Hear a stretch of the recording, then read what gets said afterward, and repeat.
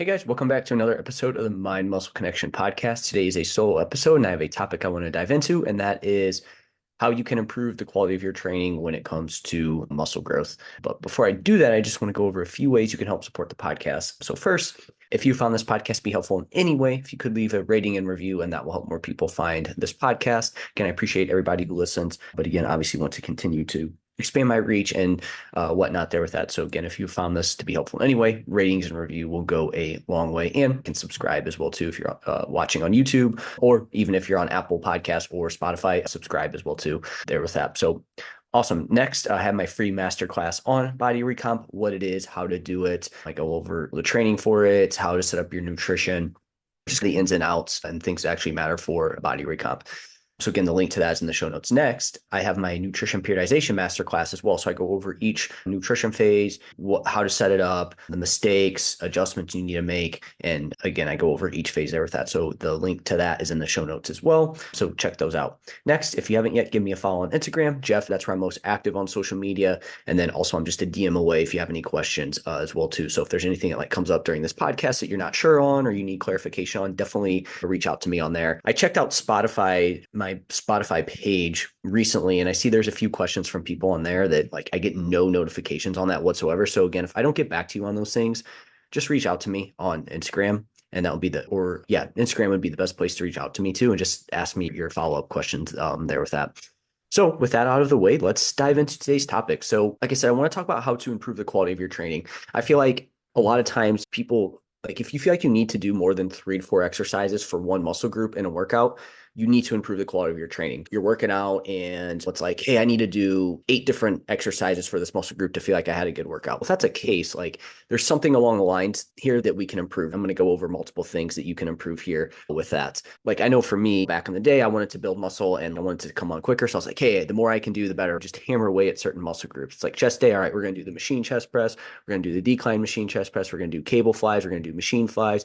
We're going to do bench press. We're going to do dumbbell bench press. We're going to do dumbbell incline press, maybe that other machine there. And then we're going to do a finisher. And then there were so many things along the line that could have been better. And then I wondered why I was working hard in the gym and not seeing the results that I wanted to see. This took me a little while to get this nailed down, but luckily I learned from that experience. And now I can share this with you. And again, this is probably the big thing that I see with clients when they come to me is this here where their quality of training can improve. Maybe they'll see what we're doing and they're like, hey, that's a little bit less than what I've been doing. That's because we're going to get more out of doing less. And again, who doesn't want that, right? If you can make your workout, if you can increase the quality of your workouts, again, that's going to be more time that you can free up to do other things outside of the gym as well. I know there's some crazy people that enjoy just being in the gym, and I was definitely one of those people that was like, hey, I just want to be in the gym a couple hours a day. This would be awesome. But as you start to get more and more responsibilities, that's just not practical. And like I said, I was wasting my time as well too. So let's talk about things you can do to improve your quality of training for muscle growth. So again, you're somebody who you do 3, 4 exercises and you're like, man, I still need to do more. I don't feel like I hit the muscle group like I needed to. Again, this is exactly for you. All right. So the first thing is longer rest time. So a lot of people that want to do a ton of training volume and a ton of exercises, they just rest. They don't rest enough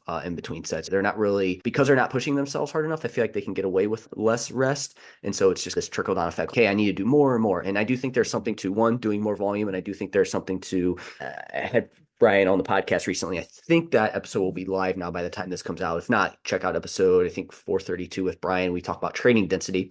I do think there's something to increasing your training density where you try to squeeze in more in a shorter amount of time, at least based on what he's told me and just what makes sense practically.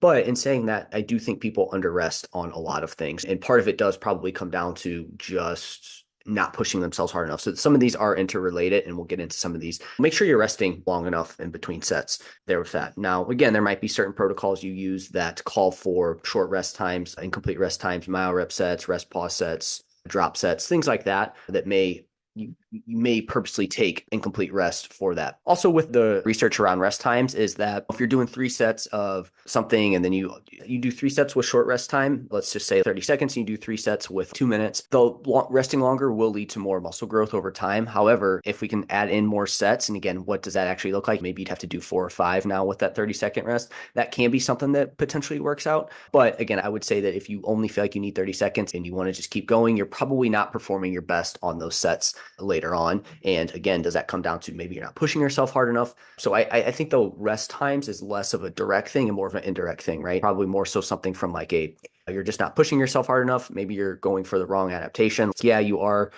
maybe getting some sort of cardiovascular adaptation. Again, it's not going to be a great one, but you probably are getting a little bit, but you're not actually taking the target muscle close to failure. We definitely want to make sure that we are taking longer rest times can be something that helps you put more towards that next set. But again, there's a little bit of wiggle room here with that. Number two that we can do here is better exercise selection. So a lot of times I think people just they're like, oh, that hits the back. All right, that's the exercise I'm going to do. And they don't, or they think that they need to do a certain exercise and maybe that's not the best exercise for you specifically, right? Like the most common one that I always say, here's the back squat. Oh, hey, that's the best for your back or for your legs, for your quads. You need to make sure you back squat. Well, that's not necessarily the case. There's a lot of other tools that we have there with that. But also maybe there are just certain machines that don't fit you well, or again, maybe some exercises that aren't great. So I think it's also improving your exercise selection and not just doing an exercise because it's like, hey, I saw this on the internet. Somebody says it's for arms. That means I need to do that one. Because again, there's not going to be any magic to any one single exercise. So again, finding better exercises in general, but also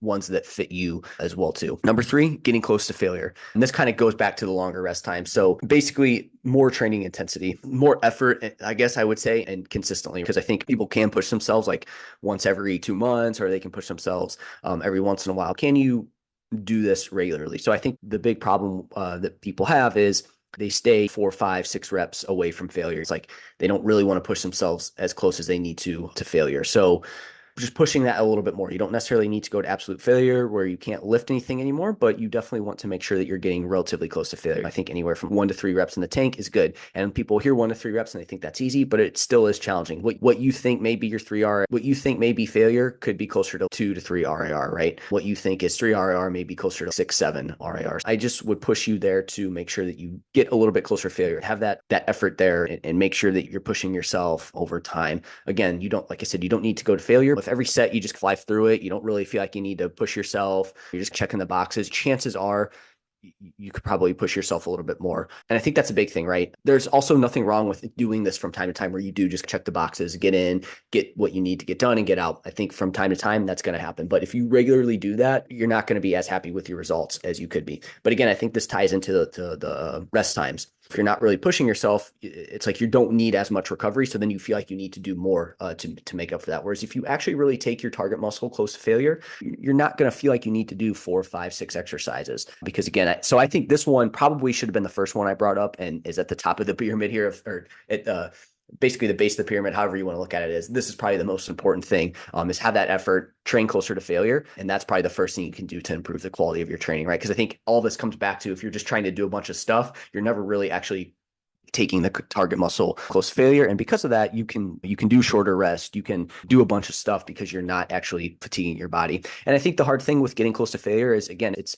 what's challenging. It's not only is it maintaining focus and maintaining good technique, but it's also pushing through that discomfort, right? I think people think in their mind they go close to failure, but it's terrible technique. They're not really focused and whatnot. So again, we need to make sure we're actually doing that. So again, this one probably, if you can get this one down, that will probably be something that really takes care of a lot of this. And you really won't feel like you need to do a ton of training volume because, in the research, it does show too that obviously the closer to failure you go, the less sets you'll be able to do, the less stuff you'll be able to do. Whereas if you want to do higher volume, you want to do a lot, you could stay a little bit further away from failure. But again, can we find that happy medium, right? To where it's okay, if maybe you don't necessarily go to failure all the time, which allows for a little bit more volume, but you also aren't staying so far away that now you have to do a ton of stuff as well too. So can we find that happy medium there with that? Next, and these kind of go hand in hand here with this training close to failure, is staying more focused during sets. I think this is another thing that people lack, and this all kind of comes back to now you're not getting close to failure, and then again you don't need as much rest time. It's staying more focused during your sets. So making sure that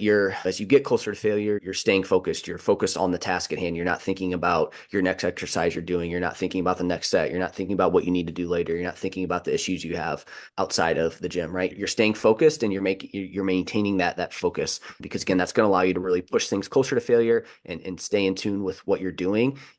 Again, it's going to help you with your technique. So again, we want to make sure we're staying more focused during sets versus, again, just going in and just basically just shotgun with a shotgun approach. Let's go. All right, boom. I'm not going to focus on anything. I'm just going to get my heart rate up, make sure things burn, make sure whatever. I'm just going to go in and do that. Again, we want to make sure we do have some focus during our sets. Now, you don't need to sit there and act like this is some meditation where you're only focused, you're overly focused there. I think there's that happy medium. But again, we want to make sure we're staying focused during our sets as well, too. And that's going to allow us to push closer to failure, maintain good technique, and again, dive deep into that. Next one to improve your quality is improving technique. I don't expect you to have perfect technique off the bat, nor do you need absolutely perfect technique, but we want to make sure that we at least have our bases covered with this, because again, now if technique's not there, now we're going to have a higher injury risk. We're probably going to be hitting other muscle groups that need to be resting. So then we might not hit the target muscle like we want. So again, that could lead to not seeing the results that you want to see in whatever muscle group you're training. Or again, you could see other joints take over. So you could see like some overuse injuries. You could see other muscle groups that maybe you don't want to grow, be the one that continued to grow versus the ones that you want. So improving technique is super important. And like I said, you don't necessarily need to have this like picture perfect technique where you go super slow and everything is crystal clear, perfect. Like you don't need that either, because I do think that again now leads to people staying too far away from failure if they're overly focused on perfect technique. But again, we don't want it to be absolutely crazy. Again, improving technique's another one where if we can get that dialed in, you're going to get a lot more out of less, and you won't feel like you need to do 5, 6, 7, 8 exercises per muscle group. Improving execution. So this kind of goes hand in hand with technique and staying focused and getting closer to failure, but improving that execution of the lift. So this is going to be the skill component of it, the technique. This is going to be staying focused. This is going to be making sure you push yourself there. And again, just having a game plan for what you're going to do for that set versus just having that shotgun approach that I talked about, where it's like, hey, I'm just going in, get my heart rate up, just going to do a few things, and then boom, get in and get out. So improve that execution, have that game plan there with that is going to be key with that. And then the next one's going to be how you think you should feel after your lifting sessions. Basically, don't just feel like you need to feel beat up, sore, etc. I think that's a big thing with weight training, is that people think that they need to be super sore. They need to feel like they're beat up. They need to feel like they have this like super hard workout every single time. And if they're not sore at all, that means they completely wasted their time in the gym. And again, that's not the case. I think with weight training in the beginning, there should be some soreness, right? And you should feel like you had a tough workout, but I don't think you necessarily need to feel super beat up and everything every single training session. If you are, I would be curious to see what your training methods are, because I think partly with soreness too, it's if you're on a good hypertrophy program, it's gonna be based on progressive overload. So you're going to over time be doing more and improving, right? And part of that's going to be, hey, we're probably going to do the same kind of workouts for a couple weeks at a time, at least same exercises for a couple weeks at a time. And if you're always getting sore, that tells me that you might be like switching things up all the time, because that's going to be one thing that does increase soreness there with that. So I think it's also reframing how you should feel after your training session. This isn't going to be like a cardio session or a super intense cardio session where, again, you got that heart rate up, you're feeling maybe a little worn out and whatnot. It's going to be a different feeling. Again, I think from time to time, like you should feel like you had a good workout and you should feel like you pushed yourself. But if that's the feeling you're going for every single training session, I guarantee you're not going to be seeing the muscle growth you want. And that's also why you feel like you need to do so many exercises, because you need to feel like you had that super beat up feeling afterwards. So those are the things to look for there with that. I guarantee you, if you work on, I guarantee you there's probably at least 1 to 2 of these things that you struggle with if you feel like you need to do 3 or 4 more exercises. And again, so if you could pick a few of these, I guarantee you will feel like you need to do less moving forward. And I think the big one's going to be that getting closer to failure and pushing yourself consistently there with that. So let me know if you have any questions on this. Again, these are things that I'm looking for in a client's training program, and we're making sure that we do these things and improving these things over time. If aren't sure on which one is your limiting factor, if you feel like you need help with your technique, better exercise selection, or you feel like you need to figure out what your macros need to be, should you do a fat loss phase, a building phase, then my free 30-minute strategy calls for you. And again, we troubleshoot any issues you have and then map out a game plan for the next couple months. And if you are interested in that, the link to that is in the show notes. And I'm also always just a DM away on Instagram there with that. So that's it for this episode. Let me know if you have any questions, and I'll talk to you next time.